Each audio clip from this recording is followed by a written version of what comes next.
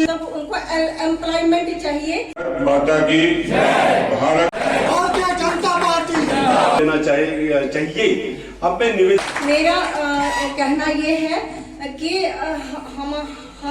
हमारा यूथ जो है उसमें हमारी बहनें भी आती हैं, बेटियां भी आती हैं, भाई लोग भी आते हैं, बच्चे लोग भी आते हैं। उनको बिल्कुल मतलब उनको एम्प्लॉयमेंट चाहिए। लेकिन आज मुझे खुशी है कि पार्टी के नेतृत्व ने जो आप पर भरोसा किया उसको बहुत मजबूती से निभा रखे हैं। तो राजनीति और समाज में अवसर मिलता है कि अपनी बात को कहा जाए। इसकी खूबसूरती भी देख लीजिए। कई बार ये होता है कि देखिए राजनीति में, समाज में, लोकतंत्र में आलोचनाओं का अपना स्थान है। बहुत सारी खूबियों की चर्चा होती है, पर कमियों की भी करते ही हैं। और घर में तो शायद नहीं हुई होगी और आपको तसल्ली नहीं हुई होगी। तो पहली तसल्ली तो बात को सुनने की होती है कि कोई सुनने वाला आ गया। मैं कभी कर्नाटक के चुनाव में चला गया तो मुझे कन्नड़ नहीं आती, मैं एक जगह बैठ गया। अब मेरे को हिंदी आती, उनको हिंदी नहीं आती। उनको बीपीएल के कैटेगरी में लाया जाए। सर, जिस तरह मोदी जी ने बहुत अच्छा स्टेप उठाया कि जब बॉर्डर पर फायरिंग हो गई, सब कुछ हो गया और लोग भाग कर आ गए यहाँ पर, या उनको वोट का अधिकार दे दिया, यहाँ पर सब कुछ अधिकार दिया, यहाँ पर कंपनसेशन दे दिया। जो टेम्पररी फेज में 5, 6, 7 या 1 महीने के लिए यहाँ पर आए, हम तो 32 साल से अपने घरों से निकले हुए। हमारे पास प्रॉपर्टी थी, हमारे पास क्या नहीं था, हमारे पास सब कुछ है। हम पिछले कई सालों से यही रिक्वेस्ट करते आए हैं कि हमें जो सरकार जो हमने खोया हुआ पर उसके अगेंस्ट हमें कंपनसेशन दिया जाए। पहली बार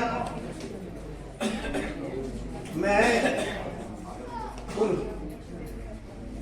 गणमान्य व्यक्तियों का स्वागत करता हूं और खुशी मुझे होती है कि पहली बार इस कैंप में वो आए और लोगों से रूबरू उनकी बातें सुनने के लिए आए, उनकी राय लेने के लिए आए। के इस पवित्र स्थान पर हमारे बीच श्रीमान सतीश पूनिया जी, जो कि पिछले 2 दिनों से जम्मू कश्मीर के अंदर हैं।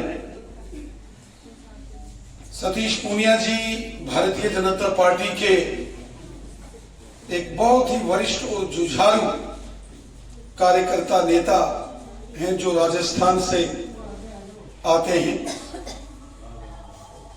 राजस्थान की सरजमी पर इन्होंने भारतीय जनता पार्टी को गांव-गांव, शहर-शहर में मजबूती से खड़ा करने में, भारतीय जनता पार्टी को दूर सुदूर के क्षेत्र तक पहुंचाने में बहुत बड़ा योगदान श्रीमान सतीश पूनिया साहब का है। और ये जो एक्सरसाइज सतीश पूनिया जी विशेष तौर पर यहाँ आए हैं, इसका इंपॉर्टेंस है। विकसित भारत संकल्प का मैनिफेस्टो बनेगा, उसमें आपके सुझाव लेंगे। उस सुझाव में जम्मू कश्मीर के तमाम बाशिंदे हैं, उसमें अलग अलग वर्गों के लोग अपनी अपनी बात कहेंगे। कश्मीरी पंडित भी अपनी बात कहेंगे। बहुत अच्छे सुझाव आए, मैंने अभी लिखे, उससे पहले बहुत लोगों ने काफी सुझाव दिए।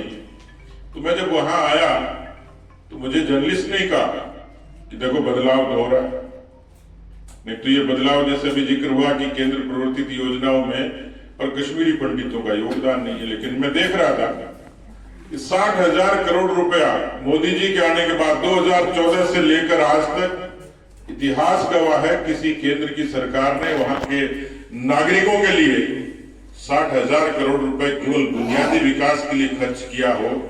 उस सड़क पर आप चलेंगे, स्कूल में आपके बच्चे पढ़ेंगे, अस्पताल की सुविधा आपको मिलेगी, जाने कितनी सारी चीजें थी। तो ये हुआ है तो ये कमिटमेंट के कारण हुआ है, प्रतिबद्धता के कारण हुआ है। कश्मीर को अलग नहीं माना उन्होंने। कश्मीर की घाटी पर ये कहने की हिम्मत जब पूरी इंसर्जेंसी थी कि मैं कश्मीरियत, इंसानियत और जमहूरियत के लिए यहाँ आया हूं, ये कथन वाजपेयी साहब का था। उसको लागू करने का काम मोदी जी ने कश्मीर की धरती पर पहली बार किया। कश्मीर के बारे में दुनिया में सिर्फ एक चर्चा होती थी मानवाधिकारों की। दुनिया के मंच पर केवल मानवाधिकारों की बात होती थी, लेकिन किस तरीके के मानवाधिकार की। लेकिन आज अंतर्राष्ट्रीय मंच पर दुनिया के बीच में कश्मीर के आतंकवाद की चर्चा होती है। आज कश्मीरी पंडितों पर जो निर्ममता हुई थी उसकी चर्चा खुले मंच पर होती है, इससे पहले नहीं होता था, चर्चा होके रह जाती थी। यानी किसी व्यक्ति ने उदारता के साथ में, संवेदना के साथ इस पर आगे बढ़ने का काम किया। तो जब प्रेस के लोगों ने मुझे पूछा कि राम मंदिर बन गया, 370 हो गया, CAA लागू हो गया, आप इतनी संवेदना समझ लीजिए, अफगानिस्तान, बांग्लादेश और पाकिस्तान में जो हमारे हिंदू भाई थे जिनकी आबादी लगातार सिकुड़ती चली गई, वो लाखों से, करोड़ों से लाखों हो गए, लाखों से हजारों हो गए, हजारों से सैकड़ों हो गए। क्या बीतती कि उन लोगों पर, जिस किसी शख्स ने कहा कि हमारे पुरखे जहां पैदा हुए उस मिट्टी पर दफन होने का, उस मिट्टी पर हमें अंतिम सांस लेने का अवसर मिले, और यह अवसर दिया तो भारत की सरकार ने, अमित शाह जी, नरेंद्र मोदी जी ने। तो मुझे जब उस पत्रकार ने पूछा कि राम मंदिर बन गया, 370 हो गया, CAA लागू हो गया, तो कश्मीरी पंडितों का भी कुछ होगा क्या?